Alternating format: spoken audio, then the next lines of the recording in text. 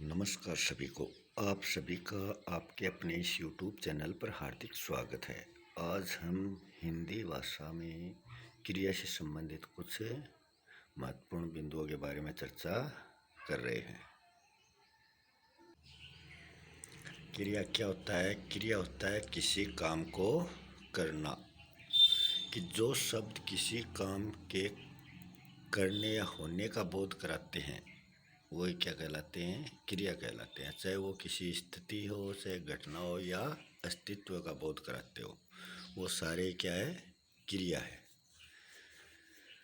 जैसे चलना, घूमना, खाना, पीना, दौड़ना, ये सारी क्या है? क्रिया है। क्रिया की पहचान क्या होती है? सभी के अंत में ना प्रत्यय जुड़ा हुआ होता। अगर उस ना प्रत्यय को हटा देंगे तो वो क्या बच जाएगी? मूल धातु बच जाएगी। क्रिया का मूल रूप ही क्या कहलाता है? धातु कहलाता है। जैसे चलना क्रिया में ना हटा देंगे ना प्रत्यय को तो तब क्या बचेगा? चल बचेगा। चल क्या है? धातु है। रोना क्रिया में रो क्या है? धातु है। और इसमें ना प्रत्यय जोड़ देंगे तो क्या बन जाएगी? ये क्रिया बन जाएगी। ऐसे दौड़, गा, ये सारे क्या हैं? धातुएं हैं। और इनमें ना प्रत्यय जोड़ने पर ये किसका निर्माण करेंगे? क्रिया का निर्माण करेंगे। धातु में ना प्रत्यय जोड़कर ये क्रिया बनाई जाती है। जैसे चल से चलना, रो से रोना, दौड़ से दौड़ना, गा से गाना। अब आगे देखते हैं क्रिया के भेद। कर्म के आधार पर देखते हैं। सबसे पहले कर्म के आधार पर क्रिया के दो भेद होते हैं, सक्रामक और अकर्मक क्रिया। सक्रामक क्रिया की पहचान क्या होती है? इसमें कर्ता होता है, कर्म होता है और क्रिया होती है। अकर्मक की पहचान क्या होती है? इसमें कर्ता और क्रिया ही होती है, इसमें कर्म का अभाव होता है। इसीलिए इसको क्या कहा जाता है? अकर्मक क्रिया कहा जाता है। फर्स्ट है सक्रामक क्रिया। सक्रामक क्रिया की पहचान क्या है? क्रिया से पहले क्या या किसको लगाकर प्रश्न किया जाता है। कि क्रिया से पहले हम या तो क्या लगाएंगे या किसको लगाएंगे, उसका प्रश्न किया जाता है। इससे क्रिया का फल जो है वो कर्म पर पड़ता है, वो क्या कहलाती है? सक्रामक क्रिया। नाम से ही पता चलता है, सक्रम, कर्म सहित। जैसे जय विजय को पढ़ाता है तो इसमें क्रिया क्या है? पढ़ाना क्रिया है। मूल धातु क्या है? पढ़। विजय को मतलब किसी दूसरे को, वो क्या है? कर्म है। कर्ता कौन है? जय इसमें करता है। तो ये क्रिया क्या है? पढ़ाता है। तो इससे पहले हम क्या लगाएंगे? जय क्या या किसको लगाएंगे? अगर सजीव है तो किसको लगाएंगे? निर्जीव है तो क्या लगाएंगे? जय किसको पढ़ाता है? तो इसका आंसर आ रहा है विजय को पढ़ाता है। तो ये कौन सी क्रिया है? ये सक्रामक क्रिया है। फिर सक्रामक क्रिया के भी भेद होते हैं। कौन कौन से?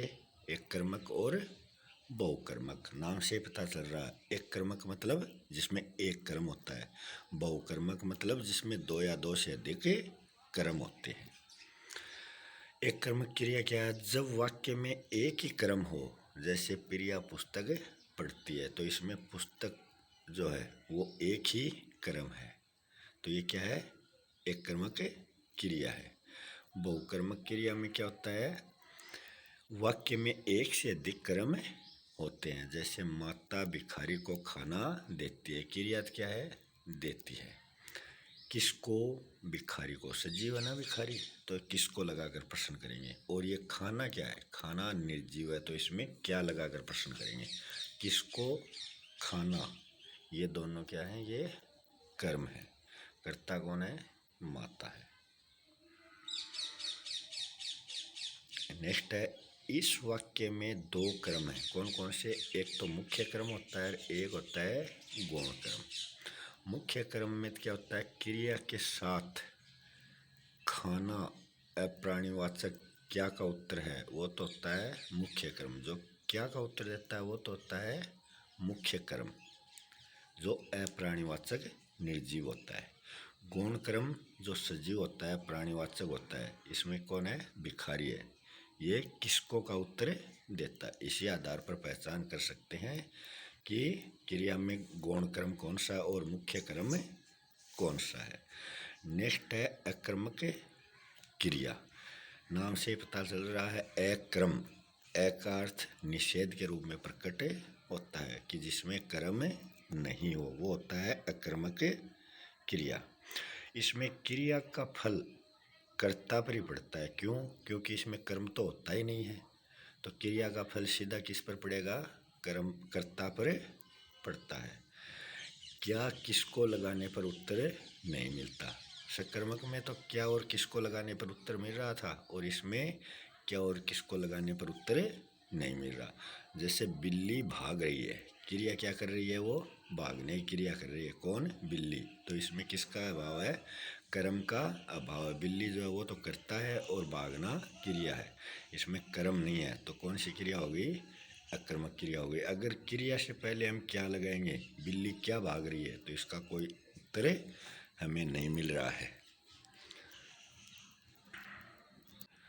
नेक्स्ट है, पहले तो कर्म के आधार पर हो गई क्रिया, अब है संरचना के आधार पर क्रिया के भेद।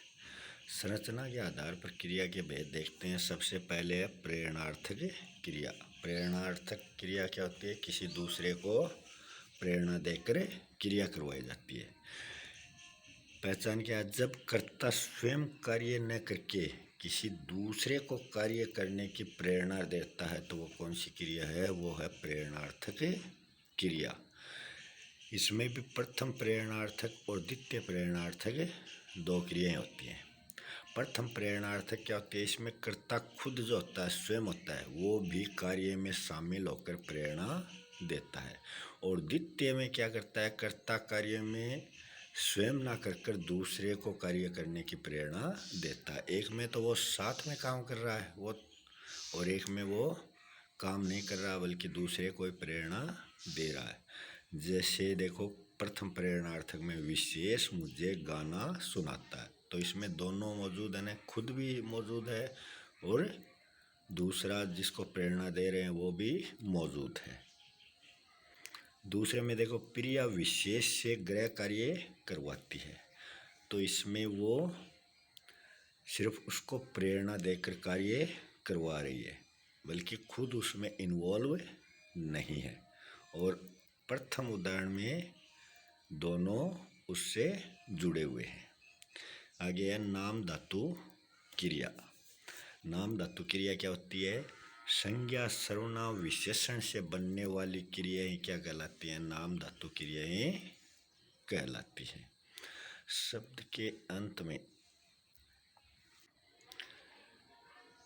ये क्या होती है? शब्द के अंत में आना या ईआना प्रत्यय जोड़कर जो क्रिया बनती है वो कौन सी होती है? नाम धातु क्रिया होती है। जैसे श्रम है, श्रम में आना जोड़ देंगे प्रत्यय तो क्या बन जाएगा? शर्माना हो जाएगा। गाली है, इसमें ईआना प्रत्यय जोड़ देंगे तो क्या बन जाएगा? गलियाना। बात में ईआना प्रत्यय जोड़ेंगे क्या बन जाएगा? बतियाना। ये सारी क्या है? ये नाम धातु क्रियाएं हैं। नेक्स्ट है संयुक्त क्रिया। संयुक्त का अर्थ है जुड़ी हुई।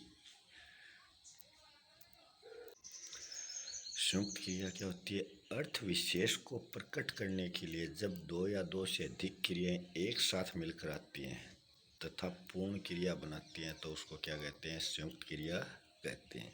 कि किसी अर्थ विशेष को प्रकट करने के लिए जब दो या दो से अधिक क्रियाएं एक साथ आती है और क्या बनाती है? वो पूर्ण क्रिया बनाती है, उसे संयुक्त क्रिया कहते हैं।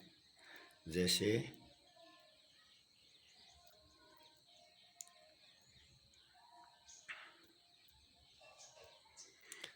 है सुनील पुस्तक पढ़ने लगा, तो इसमें पढ़ना जो है वो तो क्या है? मूल क्रिया है, और लगना जो है वो रंजक क्रिया कहलाती है।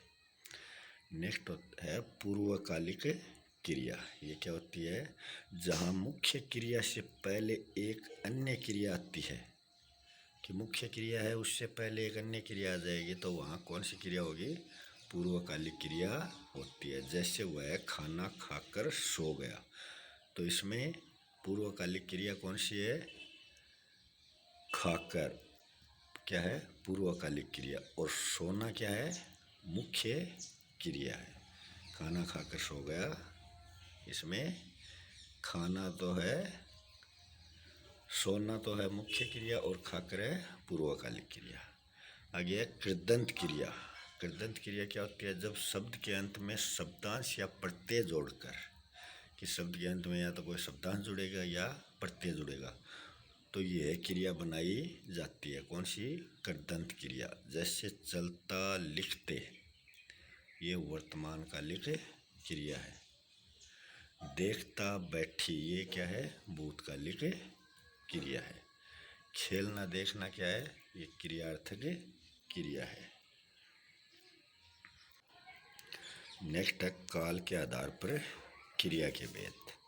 काल कितने होते हैं? 3 होते हैं, भूतकाल, वर्तमान काल, भविष्य काल।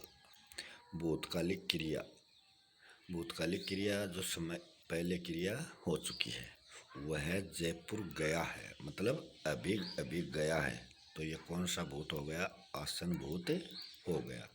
वह स्कूल गया होगा, इसमें हमें संदेह है, तो ये कौन सा हो गया? संदिग्ध भूत हो गया। वह जा रहा था, तो इसमें वो कार्य पूर्ण ना होकर अधूरा ही है, अभी जा रहा था, पहुंचा नहीं है, तो ये कौन सा अपूर्ण भूत है। यदि वह बाजार जाता तो मिठाई लाता, ये कौन सा भूत है? यह है हेतु हेतुमद भूत। वह शहर गया, ये क्या है? ये सामान्य भूत है। वर्तमान कालिक क्रिया, वह पढ़ रहा होगा, इसमें संदेह प्रकट हो रहा है, तो संदिग्ध वर्तमान। वह खेल रहा है, कि खेलने का काम अभी पूर्ण नहीं हुआ, बल्कि क्या है? अपूर्ण है, इसको तात्कालिक क्रिया भी कहते हैं। वह पढ़ता है, ये सामान्य वर्तमान कालिक क्रिया है। विशेष अब तुम पढ़ो, ये कौन सी है? आज्ञार्थक वर्तमान कालिक क्रिया है। नेक्स्ट है भविष्यकालिक क्रिया, जो आगे आने वाले समय में की जाएगी। अब मैं क्या करूं, इसमें संभावना प्रकट की गई है, तो ये कौन सा हो गया? संभाव्य भविष्यत काल हो गया।